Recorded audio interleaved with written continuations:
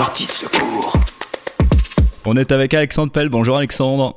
Bonjour Fabien. Bien entendu, Alexandre Pell, vous le connaissez, vous l'avez vu dans la série Caméra Café, entre autres. Il a été auteur pour Les Nuls, pour Les Guignols également, pour la série H. Hein, c'est bien ça, je me trompe pas Alexandre. Bonjour. Absolument, tout à fait Fabien. Absolument, bonjour. Et puis Alexandre, vous le retrouvez aussi sur scène. Alors pas en ce moment, bien évidemment, confinement oblige. Alexandre, oui. tu la vis comment cette situation en ce moment ? Écoute, je ne savais pas que j'étais fait pour le confinement en fait. Mais en fait, ça me change pas grand-chose. C'est-à-dire que, comme tu l'as précisé, je me permets de te tutoyer puisqu'on se connaît. Et puis au confinement oblige, on est tous frères maintenant. C'était le cas avant, ça l'est encore plus aujourd'hui. Ouais. Et le truc, c'est que, bah voilà, moi, je suis la plupart du temps, je suis chez moi, j'écris des bêtises, j'essaye d'écrire des sketchs, des films, de lire, de regarder des DVD. Donc moi, en fait, ça me change pas énormément. Je le vis plutôt bien. Je le vis avec ce qui est ma personnalité, c'est-à-dire qu'il y a un mélange d'optimisme et de pessimisme. J'envisage toujours le pire pour aller bien en fait. Et puis comme je dis toujours, il sera toujours temps d'être triste. Je fais attention.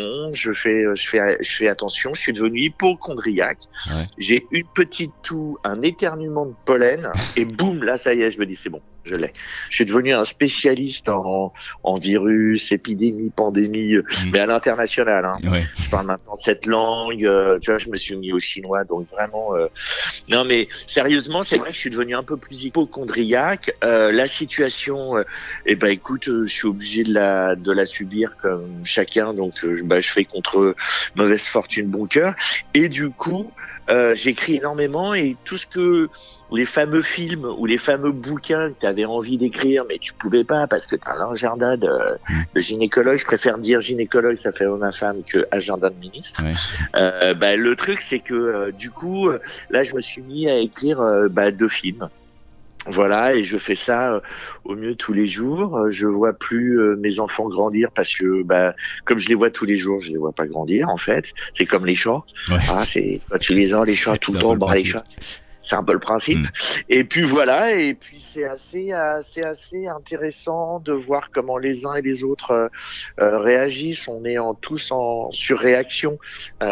Si t'es d'une nature anxieuse, tu vas être très anxieux. Si t'es d'une nature un peu plus optimiste, tu le seras un peu plus en fait.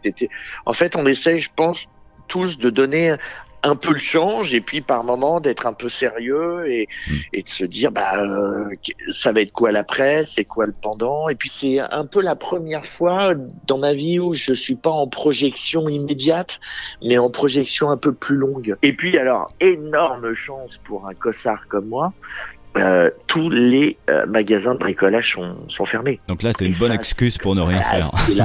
C'est l'excuse parfaite pour lire, se faire des DVD et écrire. Enfin, tu vois, je veux dire, là, si j'écris pas des trucs là, c'est pas possible, quoi.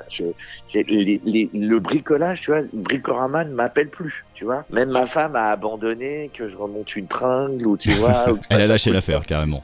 Elle a lâché l'affaire, tu vois. Donc là, c'est pour ceux qui écrivent et qui ont pas besoin d'être dehors ou sinon ils tuent des gens, c'est merveilleux. Alexandre, tu restes avec nous, on se retrouve dans un instant. Parfait. Sortie de secours.